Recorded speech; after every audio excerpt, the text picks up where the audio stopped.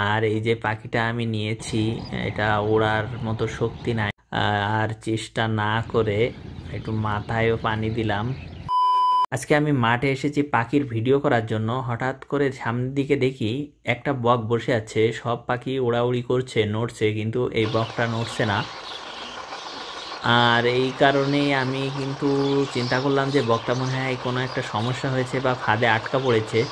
আর এই কারণে সামনে এগিয়ে যাচ্ছি বকটাকে দেখার জন্য আসলে কি হয়েছে।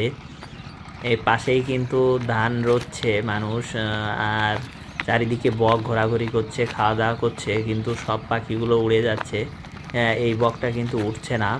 এই কারণে আমি চিন্তায় পড়ে গেলাম। এই যে সামনে এগিয়ে যাচ্ছি আমি মোবাইলে ভিডিও করতে করতে, এই যে সামনে পাখিটা আছে, কিন্তু পাখিটা কিন্তু এখনো পর্যন্ত ওড়েনি। সামনে যাচ্ছি, দেখা যাক কি হয় আর কি। এই যে একটু ওড়ার চেষ্টা করেছে পাখিটা, কিন্তু উঠতে পারছে না, খুবই দুর্বল। আর এই যে হচ্ছে সেই বকটা, এটা হচ্ছে অনেকটাই দুর্বল হয়ে পড়েছে, কোনো ফাঁদে আটকা পড়েনি। আর এই যে পাখিটা আমি নিয়েছি, এটা ওড়ার মতো শক্তি নাই এর, এখনো মোটামুটি সুস্থই আছে আর কি। আমি এটা নিয়ে যাচ্ছি, এটাকে আমি সুস্থ করে ছেড়ে দিব আর কি। এটা হচ্ছে একটা এ গ্রেড সাদা বক আর কি।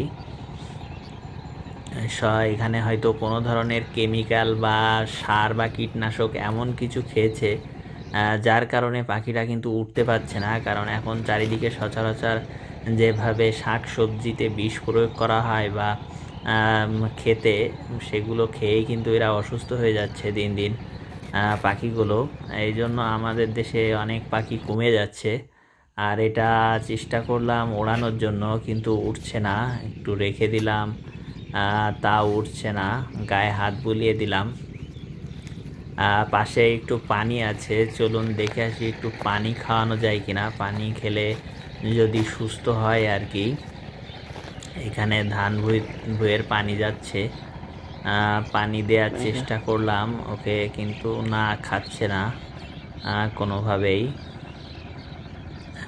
তাই আর চেষ্টা না করে একটু মাথায়ও পানি দিলাম, তারপরেও খেলো না। অনেক সময় দেখা যাচ্ছে মাথায় পানি দিলে সুস্থ হয়ে যায়।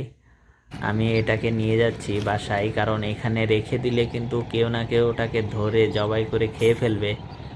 আর আমি মনে করি আমার কাছে পাখিটা নিরাপদ, আমি ওকে সুস্থ করে ছেড়ে দিব। এই জন্য এখানে রেখে যাওয়া যাবে না, চারিদিকে মানুষজন ভালো না। অনেক সময় ওরা কিন্তু ঘুমের ট্যাবলেট খাওয়ায়, এই ঘুমের ট্যাবলেট দেয় মাছের ভিতরে করে পাখি মারার জন্য। এই কারণে এখানে রেখে যাওয়া যাবে না। পাখিটাকে আমি নিয়ে যাচ্ছি বাসায়, আর এটাকে সুস্থ করে ছেড়ে দিব।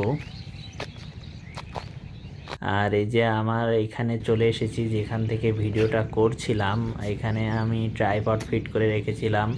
এটা দিয়েই আর কি ভাবছিলাম কিছু বগের ছবি তুলবো, আর তখনই আমার এটা চোখে পড়ে।